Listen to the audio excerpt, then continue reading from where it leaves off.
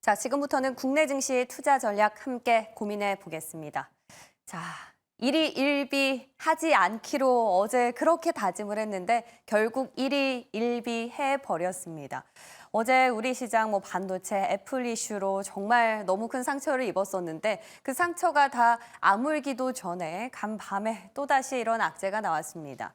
조금 전에 미장이 마감하고 나서 빅테크 기업 가운데 하나죠. MS, 마이크로소프트가 실적을 발표했는데 그러니까 클라우드 쪽이죠. 특히나 AI 쪽 클라우드의 수익성이 시장의 기대치에 미치지 못하면서 시간외에서 무려 5% 넘게 하락을 하고 있습니다. 이 하락세 낙폭을 더 키울지는 또 애프터마켓이 다 지나봐야 알 텐데요.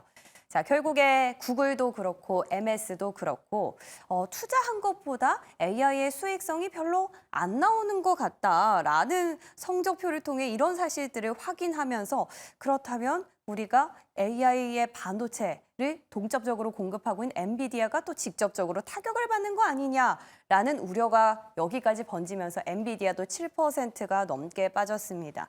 자, 물론 테슬라는 좀 개별 이슈죠. 자율주행에 있어서 사고가 날 수도 있다라는 우려 때문에 4% 넘게 빠지면서 마감을 했는데 자, 오늘 전반적으로 미국의 기술주들 상당히 분위기가 안 좋았기 때문에 우리 시장도 좀 심상치 않을 거라는 예상을 해봅니다. 자, 반도체 오늘 삼성전자 확정 실적이 발표가 되게 되는데요. 애플 이슈와 더불어서 잠시 뒤에 오늘 또 긴급으로 점검이 필요할 것 같고요.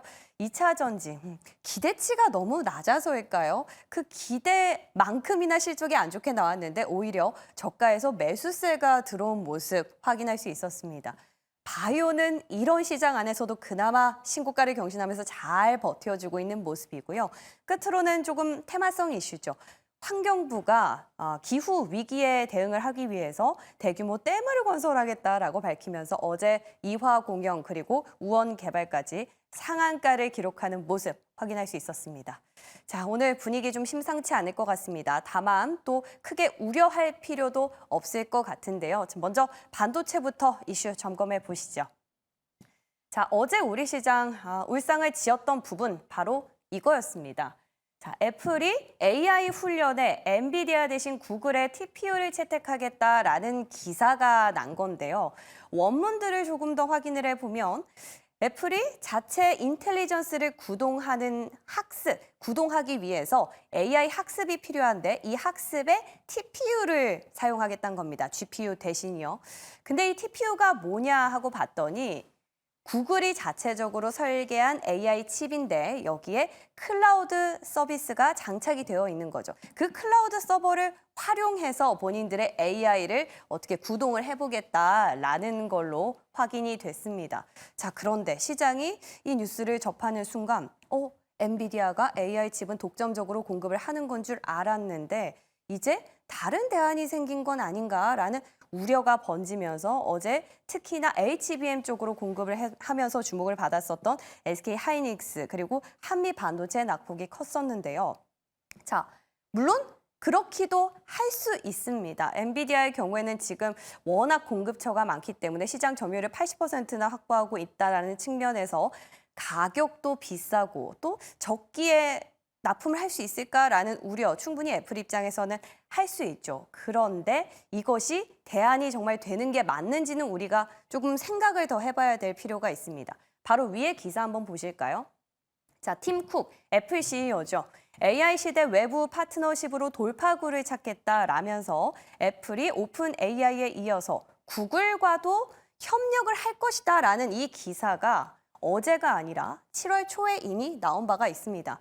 결국에는 이미 애플이 그러니까 구글과 협력을 할 거를 예견하고 있었다라는 거죠. 그러니까 어제 나온 이슈는 브랜드 뉴한 이슈는 아니라는 겁니다. 또 이와 더불어서 애플은 이미 PC용으로 자체 칩을 개발해서 사용을 하고 있죠. 그러면서 인텔이나 엔비디아와 조합한 것보다 훨씬 우리 칩을 쓰니까 더 그 성능이 뛰어나다라고 직접적으로 워딩을 하기도 했는데요.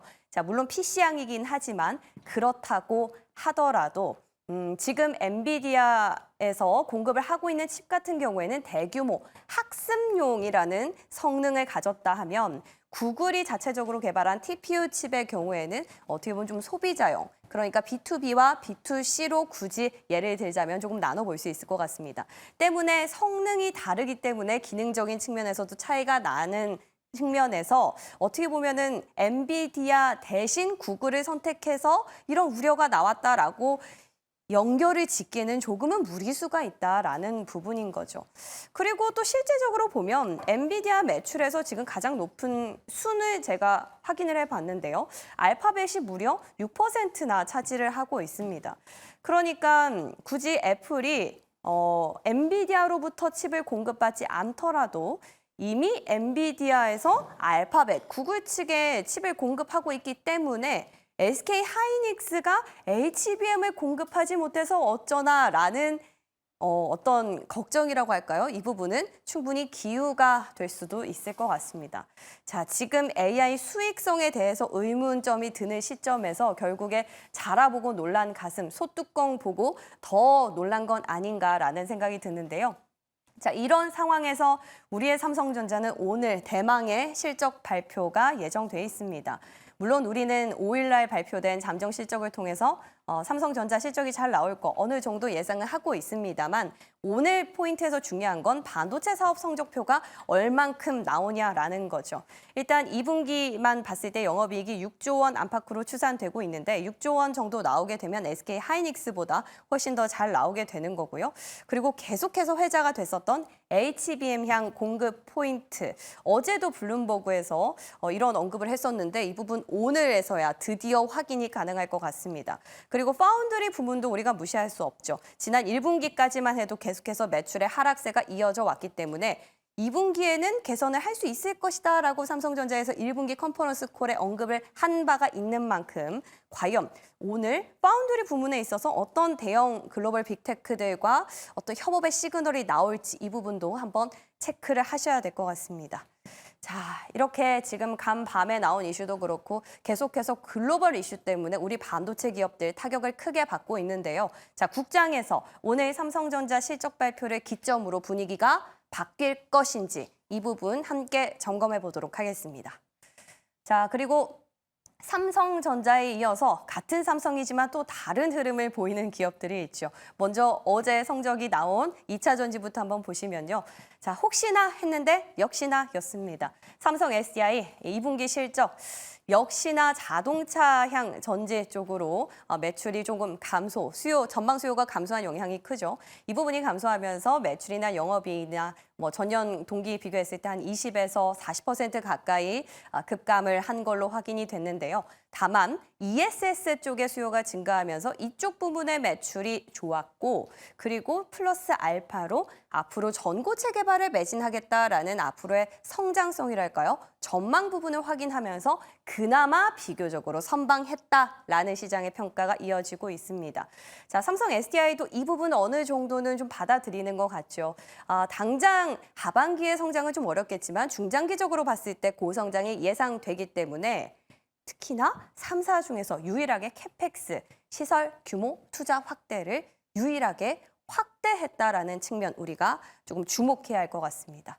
자, 그리고 소재단까지 전방 수요 악화는 영향을 미쳤죠. 에코프로 그룹 전체적으로 2분기 영업 손실 또는 영업 이익이 급감하는 성적을 내놓으면서 다 부진했습니다. 그럼에도 불구하고 오히려 바닥을 찍은 건 아닌가 하는 심리가 작용하면서 저가에서 무려 5% 넘는 매수세가 확인되기도 했는데요. 자, 이 밖에 계속해서 시장의 분위기가 왔다 갔다 오락가락 하는데도 불구하고 선방을 보여주는 섹터도 있습니다. 바이오죠. 바이오는 저희가 브리핑 시간에도 계속해서 며칠째 언급을 하고 있는데 삼성 바이오로직스나 알테오젠이나 이런 시장 안에서도 벌써 신고가를 경신해냈습니다. 증권가에서는 계속해서 삼성 바이오로직스 같은 경우에는 호실적이 기대된다면서 목표가 줄줄이 상향하고 있고요. 알테오젠도 올해 초에 주가가 10만 원도 안 됐는데 지금 현재 이제 40만 원 고지를 향해 가고 있습니다. 70만 원, 100만 원 얘기까지 나오는 상황에서 어디까지 갈지는 하반기 모멘텀 한번 지켜보셔야겠네요. 자, 이렇게 시장이 전체적으로 봤을 때 이제는 어떤 수치에 주목을 하는 것 같습니다. 자, 알테오젠도 역시나 하반기 어떤 라이센스 아웃에 대한 기대감이 여전한 상황인데요. 자, 2차 전지와 더불어서 바이오도 오늘 장에서 어떤 흐름을 보일지 한번 같이 점검해 보도록 하죠. 그 밖에 플러스 알파 이슈도 확인해 봅니다. 일단 건설주 오늘은 조금 해피할 것 같습니다. 포스코 인터가 SG랑 손을 잡고 이제 우크라이나 재건 프로젝트에 도로 복구 사업에 진출한다라는 소식이 나온 건데요. 어제 환경부 댐 건설 이야기도 있고 오늘장의 건설주들 조금 더 한번 움직임을 낼 수 있는 시세를 낼 수 있는 포인트가 되지 않을까라는 생각이 들고요. 반면에 2차 전지는 조금 우려가 큽니다. 미국에서 중국산 전기차 관세 인상을 원래 이번 달이 아니죠. 이제 내일이네요. 8월 달부터 하기로 했었는데 최소 2주 더 연기가 될 것이다라는 기사가 났습니다. 오늘 2차 전지 쪽 앞서 봤었던 테슬라도 그렇고 좀 심상치 않은데요. 자, 전체적으로 오늘도 확인할 부분들이 많은 것 같습니다. 저는 전문가와 함께 오늘장 흐름에 대해서 빠르게 체크해 보도록 할게요.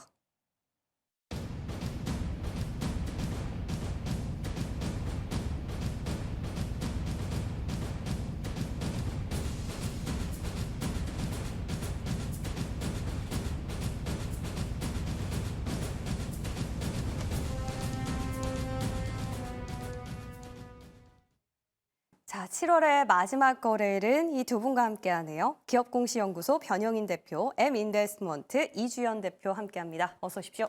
네, 반갑습니다. 네, 반도체부터 빠르게 점검이 필요할 것 같습니다. 네. 어제 우리가 애플 이슈 아직 치유가 다 되지 않았는데 갑자기 MS는 왜 또 찬물을 끼얹는 거죠? 네. 참 미국이 원망스럽습니다. 어떻게 이주연 대표님 오늘 반도체 삼성전자가 확정 실적 발표를 하게 되는데 분위기 반전 일으킬 수 있을까요? 일단은 사실 어느 정도 그 잠정 실적으로 네. 이 삼성전자의 실적을 확인을 했기 때문에 영향력은 그렇게 크지는 않을 거다라고 생각을 하고요. 일단은 지금 현재 AI 사이클이라던가 반도체 사이클 자체를 주도하고 있는 기업이 그 엔비디아이기 때문에 엔비디아의 흐름이 지금은 가장 중요하지 않을까라고 생각을 하고 있습니다. 특히 미국 증시가 어느 정도 좀 되돌림이 나와주는지를 확인을 해봐야 될 것 같은데 그래서 일단 이번 빅테크 기업들 실적 발표가 살짝 조금 아쉬운 모습들이 좀 보이고 있습니다. 어제는 마이크로소프트죠. 오늘이죠. 네, 오늘 마이크로소프트가 실적 발표를 했는데 매출 영업이익 다 괜찮게 나왔습니다. 근데 이제 클라우드 부문에서 조금 예상치를 하회하는 그런 매출을 발표를 하면서 이제 본격적으로 AI에 대한 좀 우려감이 확산이 되는 그런 모습들이 보였었습니다. 그래서 애저 AI에 관련한 또 문제가 또 있었다 이런 언급이 또 있기도 했었고요. 그래서 일단은 이 기존의 좀 데이터 센터 향으로 AI 반도체에 대한 어떤 좀 수요가 급증을 했던 점이 있었기 때문에 데이터 센터가 매출이 좀 감소했다라는 점들은 좀 시장의 우려감을 좀 이제 야기시키기에 좀 충분했다라고 생각을 하고 있습니다. 그래서 일단은 이 AI 특수가 지속될지 여부를 시장에서는 계속해서 확인을 하고 싶어하는 그런 과정인데 시장에서 요구하는 그 눈높이에 맞는 결과들이 나오지 않고 있다 보니까 시장의 투심 자체가 계속적으로 좀 악화되고 있는 그런 모습들이 좀 보이고 있습니다. 그래서 일단 현재 과제라고 좀 해야 될 건 새로운 좀 돌파구를 찾아야 될 것 같은데 일단은 온디바이스 AI 관련한 좀 내용들을 좀 주목을 해보셔야 될 것 같아요. 그래서 어제 나왔던 이슈 중에 좀 시장의 급락을 좀 야기했던 원인 중에 하나가 이제 애플이 구글의 그 애플 AI를 이제 학습시키는데 구글의 TPU 칩을 사용을 했다라는 내용이었었거든요. 근데 이게 사실 뭐 이번에 처음 나온 내용이 아닙니다. 구글의 인텔리전스 관련해가지고도 계속해서 얘기가 있었고요. 2달 정도 됐습니다. 근데 관련한 내용이 이제 와서 다시 또 부각을 받는다라는 거는 좀 기사가 보도됐다라고 하는 그 내용 자체로 좀 시장이 좀 민감하게 반응했다라고 보시면 좋을 것 같고요. 네, 그래서 일단은 엔비디아가 지금 독점에 대한 어떤 프리미엄이 깨지는 거에 대한 우려감이 있는 그런 상황인데 사실 그 구글의 TPU랑 그리고 엔비디아의 이 GPU 자체가 사용처가 다릅니다. 그래서 일단은 구글 TPU는 온디바이스 AI 향으로 이제 지금은 사용이 되고 있는 거고 엔비디아는 데이터 센터 향으로 좀 구분이 돼 있는 건데 일단은 데이터 센터에 어떤 수요 자체가 지금은 좀 피크 아웃에 대한 우려감이 있는 상황에서 이제 엔비디아의 데이터 센터 그 반도체 자체가 온디바이스 AI 쪽으로는 사용이 안 된다 이런 공백이 좀 있다라는 그런 시장의 우려감까지 같이 좀 더해지면서 좀 시장에서는 그런 점들을 엔비디아의 하락 요인으로 좀 해석을 해볼 수가 있을 것 같습니다. 네. 그래서 일단은 앞으로의 흐름을 좀 지켜보긴 해야 될 것 같은데 이런 좀 투심 위축 자체가 삼성전자나 SK하이닉스의 어떤 하락을 야기시킬 수는 있겠습니다만 다만 말씀을 드렸다시피 그 온디바이스 AI 그 TPU 관련해서는 이 TPU의 그 삼성전자의 HBM3 그리고 SK 하이닉스 HBM3E까지 같이 좀 탑재가 되고 있기 때문에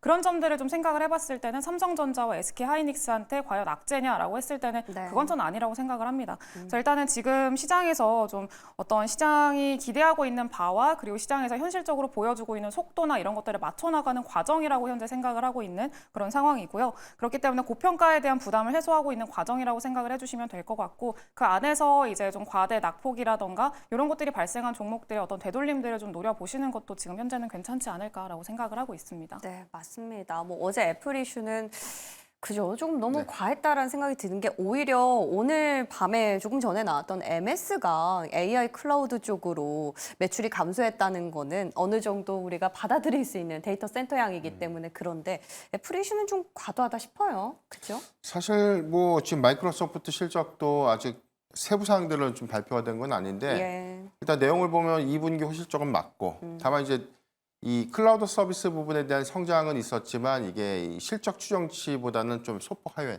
1억 달러가 좀 미스가 난 거예요. 네. 이 부분을 좀 악재로 좀 인식했느냐가 좀 중요한 포인트인데 시간에서는 한 5%까지 하락을 했지만 지금 3%대로 낙폭을 일부 좀 축소를 했고 줄였네요. 그리고 여기에 대해서는 AMD가 시장의 전망치를 좀 상회하는 호실적과 데이터 센터형 관련 매출 부분도 월가 전망치들이 좀 더 상회되면서 좀 시간에서 7% 정도 반등이 좀 나오고 있거든요. 이 부분에서 엔비디아도 현재 4% 정도 반등이 나오고 있다는 점을 우리가 좀 고려를 해본다면 아마 시초 우리 증시의 반도체 섹터는 사실 이 단기 영향으로 시초에 좀 약세 출발 영향으로 좀 작용을 할 수 있겠지만 AMD가 보여주고 있는 데이터 센터 향의 견고한 매출 부분이 오히려 추세 전환점으로 좀 작용할 수 있지 않을까라고 저는 긍정적으로 좀 보고 있고 네. 오늘 삼성전자의 이 실적 컨퍼런스 콜이 가장 중요한 포인트인데 네. 여기서 하반기 이 엔비디아의 칩 공급이 과연 이제 어떻게 좀 될 것인가 그쵸. 이 부분과 아마 DS 사업 부분, 반도체 사업 부분의 매출액이 TSMC를 과연 추월해서 1위를 탈환할 수 있는가 이 부분이 좀 중요한 관전 포인트이기 때문에 아마 두 가지 요건들이 충족되는 어떤 이슈들이 좀 나와준다면 추세적으로는 반도체 섹터가 단기간 조정받았던 큰 사항들에서 오히려 저는 추세를 좀 되돌릴 수 있는 전환점으로 좀 작용할 수 있지 않을까라고 보이기 때문에 네. 어제 미국 증시 마무리는 참 우려스러운 건 맞는데 네. 오늘 AMD가 아마 그래도 방어를 좀 하반기 어떤 이 긍정적인 어떤 지표를 좀 보여주고 있다는 어떤 흐름들은 시초의 반도체 섹터가 추가적인 어떤 하락보다는 오히려 추세를 소폭 되돌릴 수 있는 어떤 전환점으로 작용하지 않을까라고 보고 있습니다. 네, 뭐 듣던 중 반가운 소식이네요. 삼성전자 오늘 실적 발표의 관전 포인트는 HBM 퀄 테스트 인증에 대한 이슈 그리고 파운드리 쪽 TSMC와 매출을 앞선 브리핑에서도 말씀드렸지만 한번 확인해 보시면 좋을 것 같고요. 근데 우리 변영인 대표님은 삼성전자 기대하시는 것 같은데 관심주는 SK 하이닉스로 네. 주셨네요. 저는 온리 삼성전자를 네. 항상 좀 강조를 많이 드렸는데 예. SK하이닉스를 제가 오늘 공략적으로 좀 가져오게 된 이유가 최근에 단기 낙폭이 좀 컸다는 점과 두 번째는 기술적 지표상에서도 지금 RSI 지표, 과매도권에서 소폭 반등이 나왔다는 것은 추세를 좀 되돌릴 수 있는 기술적 반등 구간이다라고 좀 보여주고 있고요. 두 번째는 애플향 이슈가 좀 더 부각이 됐지만 사실 우리가 하반기 사업 기조를 좀 봤을 때 실적의 훼손도가 없고 오히려 하반기 실적 피크에 관련된 우려감도 전혀 없는데 오히려 주가가 특정된 어떤 노이즈 이슈에 의해서 하락을 했다는 것들은 오히려 좀 매수의 기회를 좀 활용할 수 있는 측면들이 아닌가라고 좀 보고 있습니다. 실적 추정치가 5조 4천억 원의 영업이익을 좀 달성을 했지만 이 부분이 시장이 전망했던 5조 원대 중후반 내지는 6조 원대 초반에 형성되지 못했던 측면들 이게 SK하이닉스를 어닝미스라고 좀 판단하는 것은 좀 잘못된 처사가 아닌가라고 좀 보고 있고 오히려 최근에 어떤 추세 이탈을 하고 난 이후에 18만 원대를 좀 탄탄하게 좀 지지를 했던 측면들 고려해 보면 오히려 하반기 HBM3 12단 모델의 승인 가능성들이 좀 더 커지고 네. 여기도 해서 8단 모델이 3분기 양산을 좀 본격화한다는 관점에서는 저는 지금도 좀 매수 매력도 좀 충분하지 않을까라고 좀 말씀드리겠습니다. 저희가 지난번에 유리기판 질문 드렸을 때도 확실히 빠른 쪽으로 수익이 나는 데서 안정감을 찾으시는 것 같은데 그런 비슷한 기조로 SK 하이닉스 말씀 주신 것 같아요. 근데 이주연 대표님은 삼성전자 한번 맞서 주시죠. 네, 일단은 네. 둘 다 SK 하이닉스도 앞서서 말씀하신 대표님의 의견에 좀 동의를 하는 반대, 일단 최근에 흐름들을 보면은 시장을 주도하고 있는 건 역시나 외국인들이죠. 근데 이제 외국인들의 매도세가 사실 SK 하이닉스가 좀 심상치가 않았었습니다. 최근에 몇 달. 숏으로 아예 포지션. 네, 그래서 한 달 정도 계속해서 좀 좀 대규모로 매도를 하는 그런 모습들이 보였었고요. 근데 반대로 삼성전자 같은 경우에는 외국인들의 이탈률이 상대적으로는 크지 않은 그런 상황입니다. 그래서 일단은 이 원인을 좀 생각을 해보면은 양사 다 이제 실적 발표를 한 그런 상황에서 이탈률이 좀 차이가 난다라는 거는 어느 정도 이 SK 하이닉스 그리고 엔비디아 관련해서 이 점유율 독점을 하고 있던 이 점유율 측면에서 경쟁자의 진입 그리고 이 독점 프리미엄이 깨진 거에 대한 어떤 삼성전자에 오히려 프리미엄을 부여하는 그런 움직임이 나타나고 있는 게 아닌가라고 생각을 하고 있습니다. 그래서 오늘 실적 발표 이후에 그 HBM3 관련해서 또 어떤 얘기가 나올지 일단 지켜보긴 해야겠습니다만 앞으로의 지금 뭐 최근의 흐름 자체는 좀 단기적인 낙폭 좀 어느 정도 되돌림이 나올 수 있을 만한 구간에 위치를 하고 있기 때문에 관심 있게 보시면 좋을 것 같습니다. 네, 결국에 반도체는 애플 이슈는 좀 과도했다. 그리고 MS에 대한 우려는 AMD로 충분히 방어가 가능하다. 자, 오늘 시장 한번 희망을 가져보도록 하겠습니다. 자, 다음 주제 2차 전지 짚어보겠습니다. 야, 이게 진짜 사람이요. 기대를 안 하면은 이렇게 되는 것 같아요. 2차 전지는 어제 전체적으로 잘 나온 실적을 보기가 어려웠는데 지금 이렇게 주가는 괜찮았단 말이에요. 이런 현상 이제 바닥을 좀 잡았다고 보십니까? 아니면은 그저 저가에 약간은 좀 매수가 들어왔다고 보십니까?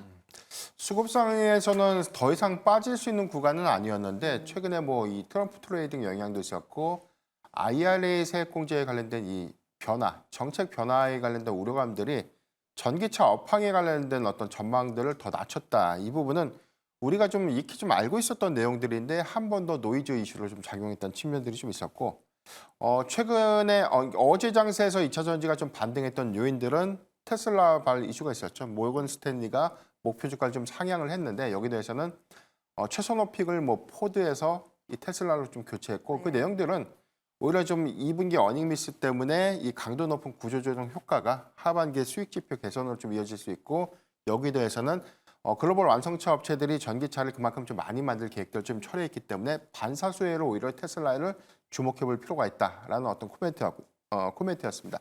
내용들을 보면 이게 글쎄요, 지금 일단 2차 전지 섹터가 2분기 실적 기조까지 보여줬던 영향들이 3분기에 급반등할 수 있는 요인들은 좀 아니다라고 좀 보고 있는데 다만 좀 하반기까지는 그래도 상반기 대비해서 양호한 지표가 좀 예상은 된다. 이 점을 좀 주목해야 될 것 같고 두 번째는 전기차 충전 인프라라든가 전체적인 어떤 보조금 정책에 관련된 수혜 이 부분이 가장 크게 좀 작용을 했는데 이 국가별로 보조금 정책들을 좀 폐지하거나 축소하는 그런 부분들이 사실상 이 공급량들을 좀 더 저해시킬 수 있는 요인으로 좀 작용할 수 있기 때문에 일단 중요한 건 3분기 배터리 출하량이 좀 중요할 것 같고요. 네. 여기에 서는 사실 뭐 전기차의 판매량이 급속도로 좀 떨어진다 이렇게 좀 보기는 좀 동의하기는 어렵지만 소폭 개선될 수 있는 어떤 기대감을 우리가 좀 주목해 볼 필요는 있지 않나라고 좀 보고 있습니다. 그래서 기저 효과를 참고했을 때는 관심주 이런 측면에서 제일 많이 빠진 부분을 주신 건가요?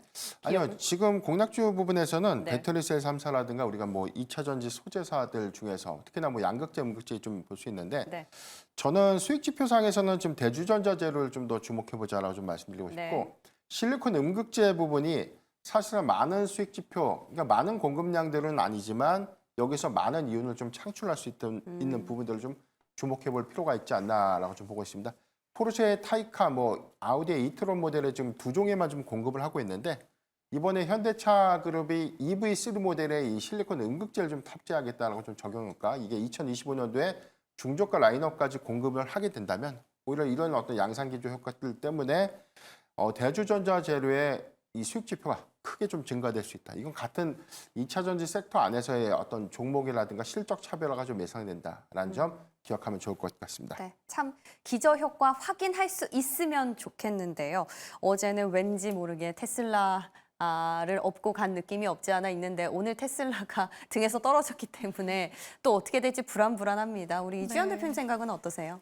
네, 일단은 사실 2차 전지 같은 경우에는 아직까지 조금 물론 바닥을 잡아 나가는 과정이라고 생각을 하고 있기는 합니다만 지금 이미 바닥을 다졌기 때문에 뭐 개선이 될 거다라고 이제 그냥 마냥 낙관적으로 이야기를 하기에는 아직까지는 조금 시간이 더 필요하지 않나라고 생각을 하고 있습니다. 예. 네, 그래서 일단은 최근의 흐름들을 보면은 실적이 굉장히 안 좋게 나오면은 오히려 악재 해소로 시장에서는 좀 해석을 하고 있는 것 같아요. 네. 네, 그러면서 조금 이제 바닥에서 좀 매수세가 유입이 되기도 하고 그리고 반도체가 빠지면은 수급상으로 이제 2차 전지로도 다시 또 유입이 되기 때문에 그런 점들도 감안을 하면 좋겠지만 사실 이게 연속성이 있느냐 이 여부는 좀 따져볼 필요가 있습니다. 어제 좀 단기적으로 상승이 나왔다라고는 하지만 최근의 흐름들을 보면은 시장이 빠질 때 2차 전지 잠깐 반등을 했다가 또 다시 빠지고 반납하고 이런 모습들이 계속 반복이 됩니다. 그래서 일단은 2차 전지를 지금 좀 공격적으로 투자를 해야 된다라는 거는 조금 더 지켜볼 필요는 있어 보이고요. 네. 일단은 뭐 기업들 대부분이 전망치라던가 이번 실적 발표 상에서 출하량이라던가 이런 것들을 다 이제 하향 조정하는 그런 모습들을 보여왔었기 때문에 어느 정도 이제 P의 상승이라던가 Q의 상승 이 둘 다 어느 정도 좀 그런 모멘텀이 있을만 하면은 그때 좀 다시 봐도 좋지 않을까라고 생각을 하고 있고 2차 전지는 아직까지는 좀 관망할 필요가 있다라고 생각을 하고 있습니다. 2차 전지는 아직도 두 분의 의견이 갈리는 거 보니까 시장이 조금은 더 신중하게 반응을 할 것 같다라는 생각이 듭니다. 자, 그렇다면 바이오는 어떨까요? 바이오는 두 분이 생각이 일치가 될지 궁금한데, 자, 먼저 변 대표님. 네. 바이오가 원래 큰 형님들 위주로 가다가 이제는 조금 옥석가리기가 되는 느낌이에요. 알테오젠 뭐 계속 올라가고 있었긴 해서 좀 예외긴 한데 어떻게 네네. 보세요? 일단 좀 옥석가리기라는 관점보다는 단기와 중장기 관점에 대한 투자 전략 차별화는 좀 필요한 구간. 시계열에 따라. 그렇죠. 이게 가장 중요한 부분들이 제약바이오 섹터들의 이 단기 수급들은 일정 모멘텀이라든지 뭐 보유하고 있는 파이프라인의 임상 성과들이 좀 더 구체화되는 그런 부분에 대해서 주가 등락폭들이 좀 더 커졌기 때문에 전 단기적으로는 이 FDA 승인 이슈를 좀 보고 있는 뭐 유한양행이라든가 오스코텍에 관련된 이슈 이 부분이 좀 단기적으로 주목해 볼 만한 어떤 이슈가 아닌가라고 좀 보고 있고요. 하반기에는 우리가 좀 주목해 볼 대형 이벤트가 유럽 종양학회 ESMO죠. 여기서도 관련돼서 뭐 면역 항암제라든가 표적 항암제 관련된 어떤 임상 결과 예. 그리고 여기 중앙값들이 공개가 되는데 3대 암학회 중에서는 저는 뭐 아스코라든가 ESMO가 좀 가장 중요한 학회다. 네. 이런 포인트를 좀 주목을 해봐야 될 것 같고 장기적 관점에서는 우리가 이 생물보안법에 대한 연내 처리 이게 뭐 국방수권법에서 좀 제외가 됐기 때문에 오히려 올해 되느냐 안 되느냐 말들이 좀 많지만 사실상 이 부분 뭐 중국 로비 때문에 제외가 된 것이 아니라 해당되는 규정 세부 사항들을 좀 더 명확하게 하기 위해서 일단 제외가 된 것일 뿐이기 때문에 아마 연내 11월 전에 통과가 좀 된다면 사실 뭐 중국에 관련된 반사 소외 물량들은 국내 뭐 셀트리온이나 삼성 바이오로직스 같은 네. CDMO사들의 어떤 낙수 효과로 좀 이어질 수 있는 측면들이기 때문에 공교롭게도 2025년도 캐파를 보면 삼성 바이오로직스도 뭐 5공장 가동하고요. 네. 뭐 셀트리온은 이제 하반기부터 3공장이 좀 가동하게 되면 그만큼 보유할 수 있는 캐파량들이 좀 더 증가되면 받을 수 있는 물량들은 좀 충분하지 않을까. 그렇게 되면 단기, 중기, 장기의 관점에 관련된 어떤 종목 차별화는 필요하다. 이렇게 좀 말씀드리겠습니다. 그럼 유한양행은 길게 본 시계열일까요? 짧은 아니요, 볼까요? 단기로 봐야죠. 유한양행도 그렇죠. 단기예요. 다음 달에 사실 FDA 승인 허가 신청 관련된 승인 이슈가 좀 있는데 네. 지금 랭라자와 리브리반트의 병용 치료제 임상 효과가 있었고 이게 지난 아스코에서는 지금 IV 제형제라고 불리는 이 정맥 주사 제형제를 현재 임상 허가 신청들을 좀 신청을 해놓은 상태지만 SC 제형제에서 중환값이라든가 생존율이 높았습니다. 이제 네. 이런 부분을 감안하면 두 가지 약물의 제형제가 모두 다 승인될 수 있는 가능성도 주목해 볼 필요가 있다라고 좀 보고 있고 저는 HLB 대비해서는 유한양행의 통과 가능성이 좀 더 커지지 않을까라고 좀 보고 있기 때문에 그래요. 단기적 수급이라든가 이런 것들은 크게 더 반영될 수 있고 그런 부분들 좀 감안해 보면 최근에 어떤 주가 변동성에도 불구하고 현재 추세가 좀 유지되고 있다는 측면들을 좀 고려했을 때 지금도 저는 접근은 좀 가능하다라고 좀 말씀드립니다. 바이오는 뭐 장단기 다 희망적인데 그 가운데서 유한양행은 좀 짧은 시계열에서도 충분히 접근이 가능하다라는 의견입니다. 이주연 대표님도 다 좋게 보시나요? 네, 다 좋게 보고 있습니다. 네. 그래서 일단은 그 안에서 최근에는 좀 순환매가 계속 좀 반복되는 그런 모습들이 보이고 있는데 네. 여전히 모멘텀이 지속이 되고 있고 기업적인 가치에 대한 전망이 굉장히 좀 뚜렷한 그런 종목들 같은 경우에는 눌릴 때마다 계속 모아나가는 관점으로 접근을 하셔도 좋을 만한 시장이라고 생각을 하고 네. 있습니다. 그리고 특히나 지금은 좀 CDMO 관련한 그리고 바이오 시밀러 관련한 종목군들에 좀 관심이 많은 그런 상황인데 일단은 미국의 대선이 현재 굉장히 진행 중이고 그리고 그 민주당이라던가 공화당 양 측면에서 어떤 수혜를 받을 수 있느냐, 수혜를 받을 수 있는 업종은 뭐가 있느냐 이런 것들을 좀 찾고 있는 시장이기도 합니다. 근데 누가 되든 간에 지금은 이 제약바이오 같은 경우에는 수혜를 받을 수밖에 없다라는 어떤 시장의 분위기가 형성이 되고 있는 상황이고요. 미국의 정책에 대한 수혜 기대감이 현재 좀 지속이 되고 있는 그런 상황이기 때문에 CDMO 관련한 좀 종목들 같은 경우에는 좀 관심 있게 보시면 좋을 것 같습니다. 근데 그 안에서도 사실 그냥 관련주라고 해가지고 편입되어 있는 종목들을 아무거나 다 사라는 말씀은 아니고요. 네. 그 안에서도 반드시 좀 기술적인 어떤 좀 뚜렷한 기술력이라던가 그리고 기술 이전에 대한 어떤 이력이라던가 그리고 일정이라던가 이런 모멘텀이 확실한 종목들 중심으로 이제 옥석가리기가 반드시 필요한 시장이다라고 좀 말씀을 드릴 수가 있을 것 같습니다. 지금 우리 제약바이오 시장이 몇 년 전이랑은 좀 다르게 위상이 좀 많이 달라졌고요. 네. 기업별로 이제 기술의 격차가 굉장히 많이 극화된 상황입니다. 그렇기 때문에 지금은 특히나 더더욱이 좀 그런 종목들을 잘 선별해내야 된다라는 게 굉장히 중요하고요. 그래서 이제 오늘 소개 바로 네. 해드려도 될까요? 네. 네, 그런 종목 중에 하나가 이제 ST팜이라는 종목인데 이번 실적이 별로 좋지 않았습니다. 실적이 아무래도 좋지 않다 보니까 좀 시장에서는 어느 정도 실망감이 좀 있었다라고 보시면 좋을 것 같은데 2분기 실적 부진의 원인은 일단 고객사가 요청한 그 원인에 따라서 일단 매출 인식이 좀 하반기로 이연이 됐습니다. 그러면서 이제 하반기에 추가적인 매출 기대감을 좀 가져볼 수 있을 만한 상황이다라고 말씀드릴 수가 있을 것 같고요. ST팜 같은 경우에는 작년에도 이제 하반기에 그 매출이 좀 많이 몰리는 매출 인식이 많이 몰리는 그런 경향들이 있었기 때문에 올해도 아마 상저하고의 그런 흐름들을 보일 가능성이 굉장히 높다. 이렇게 좀 말씀을 드릴 수가 있을 것 같습니다. 특히나 하반기에는 그 파이프라인을 상업화하는 그런 좀 일정들도 굉장히 많이 존재를 하고 있는데 일단은 올해 6월 달에 라이탈로 FDA 그 품목 허가가 좀 진행이 됐습니다. 그러면서 상업화가 진행이 됐고 하반기에 매출 본격적으로 반영이 될 걸로 현재 예상을 하고 있고요. 일단 파이프라인 같은 경우에는 2025년 내년이죠. 내년 상반기에 이제 도니달로센 FDA 승인 관련한 이슈가 있고요. 그리고 하반기에도 동맥 경화증 치료제 FDA 관련한 이슈가 있습니다. 그래서 일단은 좀 타이트하게 이런 일정들이 좀 있는 만큼 관심 있게 보시면 좋을 것 같고요. CDMO 관련한 정책 수혜주로도 좀 꼽을 수가 있으니까 관련한 내용도 좀 주목해 보시면 좋을 것 같습니다. 네, 특히나 ST팜 같은 경우에는 우시바이오가 빠질 때 항상 바이넥스랑 묶음으로 해서 같이 급등하기 때문에 CDMO 쪽으로 수혜를 누려보자라는 의견이었습니다. 시간이 정말 빠른데요. 끝으로 하나만 또 네네. 변 대표님 여쭤볼게요. 어제 시간회에서도 그렇고 건설주가 이슈가 많아요. 네.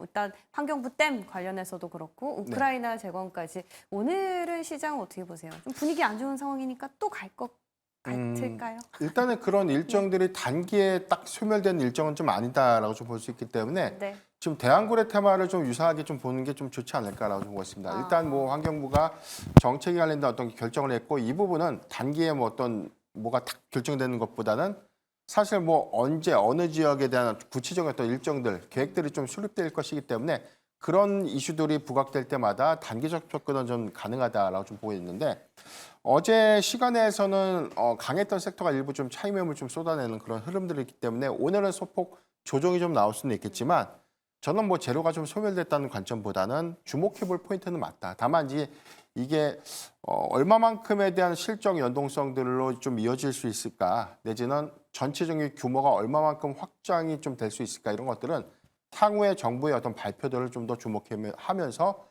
선침의 전략으로는 좀 저는 유효하다라고 좀 말씀드리겠습니다. 그러네요. 대왕고래랑 또 비슷하게 네. 일정이 나오면 그때 또 트레이딩이 가능할 것 같습니다. 자, 오늘 두 분 말씀 바탕으로 오늘 시장 잘 중심을 잡아가 볼게요. 도움 말씀 고맙습니다.